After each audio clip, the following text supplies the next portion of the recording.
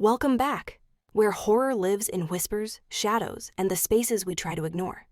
Tonight, 4 chilling encounters. Real people, real fear. So sit back and let the darkness take control.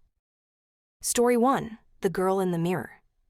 After my parents split, my mother moved us into a new house. A clean break, or so we thought. I was the oldest of 4, and for the first time, I had a bedroom to myself. As a birthday gift, she surprised me with brand new furniture. The centerpiece was a tall wardrobe with a full mirror. At first, the house felt fresh and quiet. No creaks, no eerie silence. Until one night. I was lying in bed, trying to fall asleep. Only the dim glow from the streetlight filtered through the blinds. I found myself staring at the mirror when I blinked, and she was there. A young girl around 9 years old. Blonde curls, a pink dress, just standing in front of the mirror, twirling slowly like she was admiring herself. She didn't notice me. She didn't even seem aware I existed. I blinked again, and she was gone. No fading, no movement, just vanished. I didn't scream. I didn't run. I just lay there, trying to convince myself I was dreaming. I never slept facing that mirror again. 5 years later, I was camping with my dad's side of the family, sharing spooky stories. My younger sister suddenly mentioned seeing a blonde girl in our old house. The same pink dress, same age, same curls. We stared at each other and started finishing each other's sentences. We had seen the same thing, and we had never once spoken about it. Even now, I wonder if that girl was tied to the mirror, the house, or us. Story 2, The Thing in the Woods. I live on the edge of thick woodland, surrounded by blueberry farms and wildlife. The nights are quiet, usually. One night, that quiet broke. From the trees, I heard a sound, not like any animal I knew. It was a high, scraping wail, like metal screaming. It made my whole body freeze. I ran inside, locked the doors, and called my mom. Before she even reached the house, something else happened. My ex-boyfriend stumbled up our driveway, pale and breathless. He looked terrified.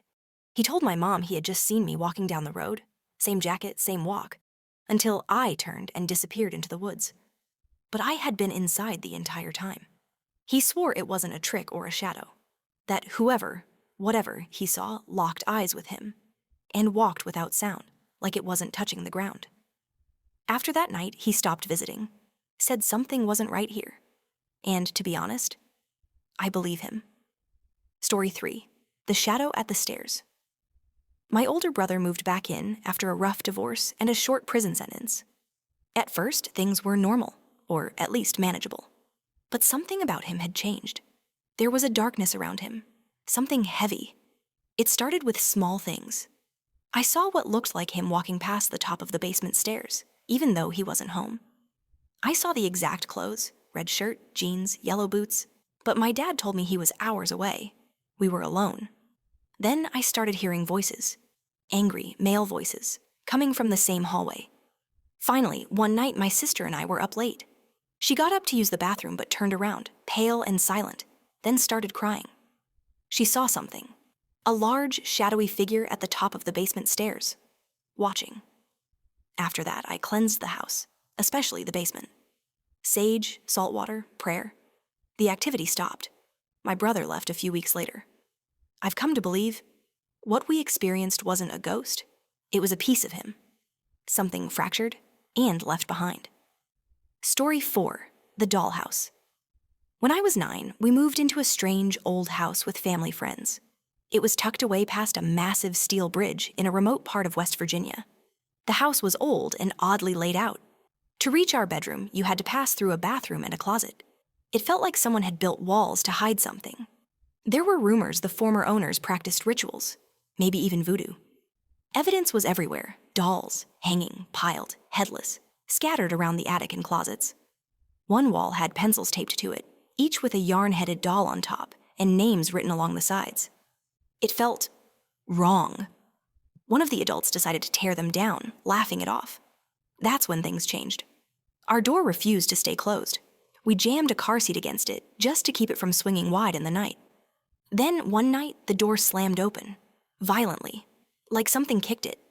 There was no one there. After that, my toys moved on their own. A doll I never touched was suddenly sitting upright in the middle of the room. I saw shadows behind the frosted shower door. tall, still shapes that vanished the second I looked.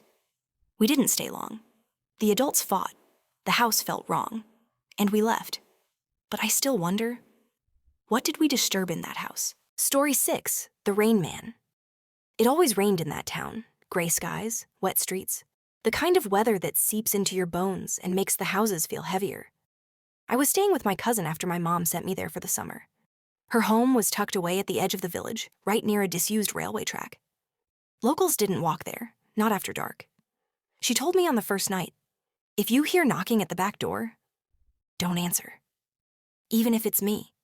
I thought she was joking. She wasn't. It started around the third night. I was lying on the couch with the TV flickering quietly when I heard it. 3 soft knocks at the back door. Not loud, not rushed, just patient. I looked at the clock, 1:43 a.m. I figured it was her. Maybe she forgot her key. But when I peeked out the window, I saw her car still parked outside. She hadn't gone anywhere. The knocking came again. 3 slow knocks, then silence. The next morning I asked her. She didn't laugh. She didn't even look surprised. She just said, "He comes when the rain is steady. Don't let him think you're listening." I thought she was just messing with me, until I saw him. The following night, the rain was steady, tapping like fingers against the windows. I stayed up just to see if it would happen again. It did. 1:43 a.m. 3 knocks. I crept to the back hallway and peeked through the crack in the door. My breath caught in my throat. There was a man standing at the glass, tall, hunched, soaked to the bone, but his coat was bone dry. His eyes were wide and empty, and his head tilted ever so slightly as if listening for breath. Then he smiled. His mouth stretched too far, too wide, like skin pulled tight over broken glass. I stepped back. Not a sound. He knocked again, and then vanished. The next morning, my cousin packed a bag and drove me home. She didn't say a word. I haven't been back to that village. But I check the clock every time it rains. Just in case. Story 7, The Thing in the Mirror. My dad inherited a rundown farmhouse after my grandmother died. It had been empty for decades. Nobody wanted it. But he insisted we could fix it up and live there rent-free. The first thing I noticed was the mirrors. Every room had one. Most were antique, tarnished, cracked, heavy frames nailed straight into the wall. My dad said she was superstitious. That mirrors were meant to reflect spirits away. But maybe they were meant to keep something in. It started subtly. I'd catch glimpses of movement in the mirror that didn't match the room. A shadow walking past when I was still. A smile that appeared when I wasn't smiling. I thought I was imagining it. Until the bathroom. One morning, brushing my teeth, I noticed the reflection of the hallway behind me. Someone walked past, a tall figure, black clothing, no face. I turned around. No one. I started covering the mirrors with towels. My dad thought I was being dramatic. "Just reflections," he said. "Glass playing tricks." But one night I woke up and the towel on my closet mirror was gone. The mirror was uncovered, and someone was staring at me from the other side. Not standing in my room. In the mirror. His hand pressed against the glass like he wanted out. I screamed. My dad ran in. But when he turned on the light, the mirror was empty. We got rid of most of them, smashed a few. My dad kept one, the largest, mounted over the old fireplace.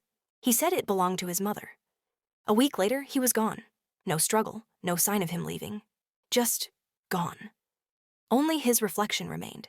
In that mirror. Still watching. Story 8. The Man in the Fog. I used to walk home from work every night. The path cut through an open field, down a hill, and past an old train bridge that hadn't been used in years. One night, a heavy fog rolled in. The kind you can taste. Wet, thick, almost alive. I was halfway across the field when I saw him. A man, standing under the bridge. He wasn't moving, just staring up at me. I paused. Thought maybe he needed help. But something told me not to speak. Not to move. His coat looked like it belonged to another century. Long, black, wide-brimmed hat. His eyes were hidden in shadow. But I felt them. Felt them lock onto mine. Then he tilted his head. Slowly. Like a predator curious about prey. I started walking faster. When I looked back, he was gone. The next night, same fog, same path. I avoided the bridge, cut through the trees. But halfway through, I saw movement in the mist, ahead of me. It was him. Same coat, same silence, same tilt of the head. He was waiting. I ran. I don't take that path anymore. But sometimes, in heavy fog, I see the shape of a man in the distance. Too still, too tall, waiting.